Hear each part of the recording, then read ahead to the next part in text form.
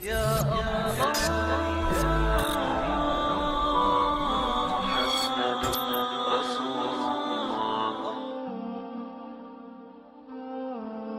لیے میں اپنے جاننے والے زیادہ لوگوں کو وہاں نہیں دیکھ سکا، لیکن ان کو دیکھ کر اس نعمت کا احساس ہوا کہ کس طرح اللہ تعالیٰ نے مجھے اپنے فضل و کرم سے اس برے انجام سے بچا لیا۔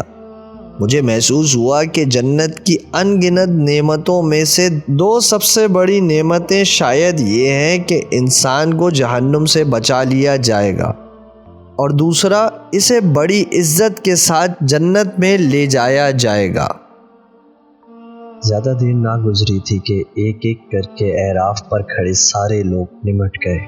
اب فیصلہ سنانے کے لیے کچھ بھی نہیں رہا تھا، مگر شاید ابھی کچھ ہونا باقی تھا۔ سب اپنی جگہ کھڑے تھے کہ میدان حشر میں ایک جانور کو لایا گیا۔ یہ جانور بہت موٹا تازہ تھا، جس کے گلے میں رسی پڑی ہوئی تھی، اور فرشتے اسے کھینچتے ہوئے عرش کے سامنے لے جا رہے تھے۔ سولے نے میرے کان میں سرگوشی کرتے ہوئے کہا، یہ موت ہے جس کے خاتمے کے لیے اسے لایا گیا ہے۔ عرش سے اعلان ہوا کہ آج موت کو موت دی جا رہی ہے۔ اب کسی جنتی کو موت آئے گی، نہ کسی جہنمی کو۔ اس کے ساتھ ہی فرشتوں نے اس جانور کو لٹایا اور اسے ذبح کر دیا۔ اہل جنت نے اللہ تعالیٰ کی حمد و ثنا کے ساتھ اس بات کا خیر مقدم کیا، جبکہ اہل جہنم میں صف ماتم بچھ گئی۔ ان کے دل میں امید کی کوئی شمع اگر روشن تھی تو وہ بھی موت کی موت کے ساتھ اپنی موت آپ مر گئی۔ عرش سے صدا آئی کہ اہل جہنم کو گروہ در گروہ ان کے انجام تک پہنچایا جائے۔ فرشتے تیزی کے ساتھ حرکت میں آ گئے۔ حشر کے بائیں کنارے پر ایک زبردست ہلچل مچ گئی۔ چیخ و پکار کے درمیان فرشتے پکڑ پکڑ کے مجرموں اور نافرمانوں کا ایک جتھا بناتے اور انہیں جہنم کی سمت ہانک دیتے۔ ہر گروہ جہنم کے دروازے پر پہنچتا، جہاں جہنم کے داروغہ مالک ان کا استقبال کرتے اور ان کے اعمال کے مطابق جہنم کے 7 دروازوں میں سے کسی ایک دروازے کو کھول کر انہیں اس میں داخل کر دیتے۔ اس دوران میں وقفے وقفے سے عرش کی سمت سے جہنم کو مخاطب کر کے پوچھا جاتا، کیا تو بھر گئی؟ وہ غضبناک آواز میں عرض کرتی، پروردگار کیا اور لوگ بھی ہیں؟ انہیں بھی بھیج دے۔ یہ سن کر حشر میں ایک آہ و بکا بلند ہوتی۔ رہ جانے والے مجرموں پہ فرشتے دوبارہ جھپٹ پڑتے اور انہیں ان کی آخری منزل تک پہنچا دیتے۔ یوں تھوڑی ہی دیر میں سارے مجرم اپنے انجام تک جا پہنچے۔ اس کے بعد عرش سے صدا بلند ہوئی، اہل جنت کو ان کی منزل تک پہنچا دیا جائے۔ جب یہ حکم صادر ہوا تو میں نے دیکھا کہ کچھ لوگ ابھی تک الٹی سمت میں موجود تھے۔ میں نے سولے سے پوچھا، یہ کون لوگ ہیں؟ ان کو جہنم میں کیوں نہیں پھینکا جا رہا؟ اس نے جواب دیا، یہ منافقین ہیں، یہ جہنم کے سب سے نچلے درجے میں ہوں گے۔ یہ دنیا میں اللہ کو دھوکہ دیتے تھے۔ آج ان کو نہ صرف بدترین عذاب ملے گا، بلکہ ان کی دھوکہ دہی کی پاداش میں ان کا انجام اس دھوکے سے شروع ہوگا۔ دھوکہ؟ کیا مطلب؟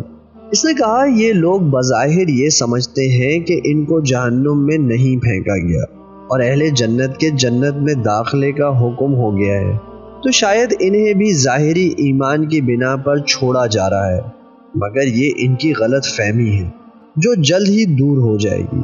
اسی لمحے میرے کانوں میں الحمدللہ رب العالمین کے نغمے کی انتہائی دلکش صدا آنا شروع ہو گئی۔ یہ حاملین عرش اور دوسرے فرشتے تھے جنہوں نے اپنی خوبصورت آواز میں نغمہ شکر گانا شروع کیا تھا۔ سولے نے مجھے بتایا، یہ حشر کے دن کے خاتمے کا اعلان ہے۔ اس کے ساتھ ہی میدان حشر میں تاریکی پھیلنا شروع ہو گئی، سوائے عرش کے اور کہیں روشنی باقی نہیں رہی۔ میں کچھ بھی دیکھنے کے قابل نہ رہ گیا تھا۔ میں نے گھبرا کر سولے سے پوچھا، یہ کیا ہو رہا ہے؟ اندھیرا، اس نے مختصر جواب دیا۔ بھائی یہ تو مجھے بھی معلوم ہے، مگر ایسا کیوں ہو رہا ہے؟ یہ اس لیے ہو رہا ہے کہ اس اندھیرے کو عبور کر کے جنت تک صرف وہی لوگ پہنچیں گے جن کے پاس اپنے ایمان اور عمل کی روشنی ہوگی۔ یہ کہہ کر اس نے میرے ہاتھ میں میرا نامہ اعمال تھما دیا۔ اس میں ایک عجیب سی روشنی تھی جس کی بنا پر میری آنکھیں دوبارہ روشن ہو گئیں اور میں اندھیرے میں واضح طور پر دیکھنے کے قابل ہو گیا۔ ہر شخص کو اس کا نامہ اعمال دے دیا گیا، اور یہی نامہ اعمال اب میدان حشر کی سیاہ رات میں روشنی بن چکا ہے۔ اب سوائے منافقین کے ہر شخص کے پاس روشنی ہے۔ صالح نے میری معلومات میں اضافہ کرتے ہوئے بتایا، اب کیا ہوگا؟ میں نے دریافت کیا، اب یہاں سے ہم لوگ نیچے جائیں گے۔ تمام امتیں اپنی انبیاء کی قیادت میں جنت کی طرف روانہ ہوں گی۔ جنت کا راستہ کس طرف ہے؟ میں نے سوال کیا۔ عرش کے بالکل قریب، عرش کے پیچھے دائیں ہاتھ کی سمت جہاں آسمان پر جنت کا نظارہ نظر آ رہا تھا، وہیں سے جنت کا راستہ ہے۔ مگر یہ راستہ جہنم کی کھائی کے اوپر سے گزرتا ہے، جہاں ہر سمت اندھیرا ہے۔ جس کے پاس جتنی زیادہ روشنی ہوگی وہ اتنی ہی آسانی اور تیزی سے جہنم کے اوپر سے گزر جائے گا۔ اس کا مطلب ہے کہ ایک امتحان ابھی مزید باقی ہے۔ نہیں، یہ امتحان نہیں ہے، دنیا کی زندگی کی تمثیل ہے۔ جو جتنا زیادہ خدا کا وفادار اور اطاعت گزار رہا اور زندگی کے پلسرات پر استقامت اور یکسوئی کے ساتھ خدا کی سمت بڑھتا رہا، وہ اتنی ہی آسانی اور تیزی سے جنت کی سمت بڑھے گا۔ لیکن ہلکے یا تیز، سارے دائیں ہاتھ والے یہاں سے گزر جائیں گے، سوائے منافقین کے، جو ایمان و عمل کی روشنی کے بغیر اس کی کھائی کو پار کرنے کی کوشش کریں گے اور جہنم کے سب سے نچلے گڑھے میں جا گریں گے، جہاں انہیں بدترین عذاب دیا جائے گا۔ میرے گھر والے کیا میرے ساتھ ہوں گے؟ میں نے سوال کیا۔ آج یہ آخری سفر سب کو تنہا طے کرنا ہے، صالح نے دو ٹوک جواب دیا۔ پھر وہ گروہ در گروہ وہ جنت میں جانے والی بات کا کیا ہوا؟ میں نے سوال اٹھایا۔ گروہ در گروہ کا مطلب یہ ہے کہ ہر امت اپنے نبی کی سربراہی میں جنت کے دروازے تک پہنچے گا، مگر جنت میں داخلہ فردن فردن اپنی ذاتی اعمال کی بنیاد پر ہوگا۔ پھر اس نے قدرے توقف کے بعد پوچھا، کیا تم ابھی بھی کوئی تماشا دیکھنے میں دلچسپی رکھتے ہو؟ میرے ہاں کہنے سے قبل ہی وہ مجھے لے کر تیزی سے آگے بڑھ گیا، یہاں تک کہ ہم ایک ایسی جگہ آ گئے جہاں لوگوں کے پاس بے حد تیز روشنی تھی۔ ان کی روشنی ان کے آگے آگے اور دائیں سمت میں ان کے ساتھ ساتھ چل رہی تھی۔ وہ بلند آواز سے کہہ رہے تھے، اے ہمارے رب، ہمارے نور کو پورا رکھیو اور ہمیں معاف کر دے، تو ہر چیز پر قادر ہے۔ میں صالح سے کچھ پوچھے بغیر ان لوگوں کو پہچان گیا۔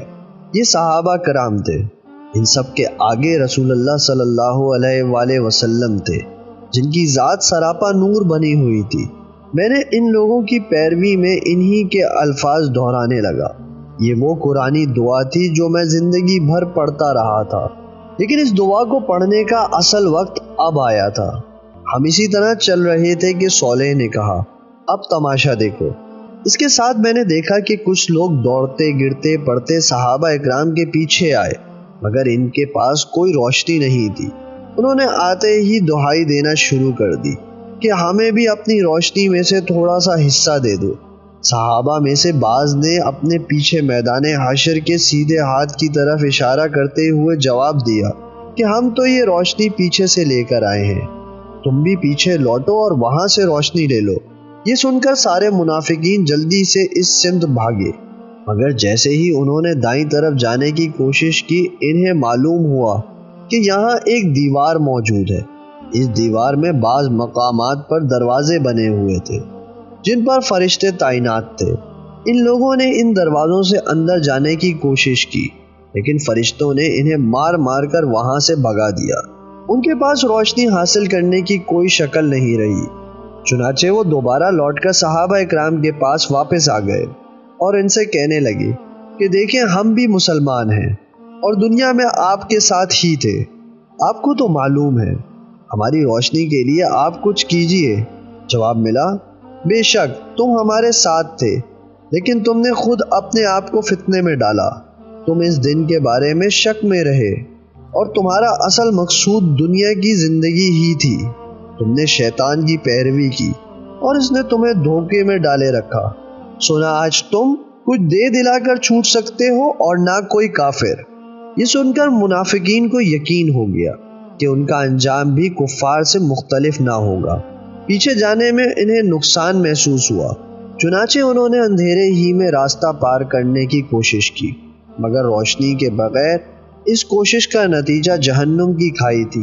چنانچہ ایک ایک کر کے سارے منافقین چیختے چلاتے ہوئے جہنم میں جا گرے، جہاں نیچے عذاب کے فرشتے ان کا انتظار کر رہے تھے۔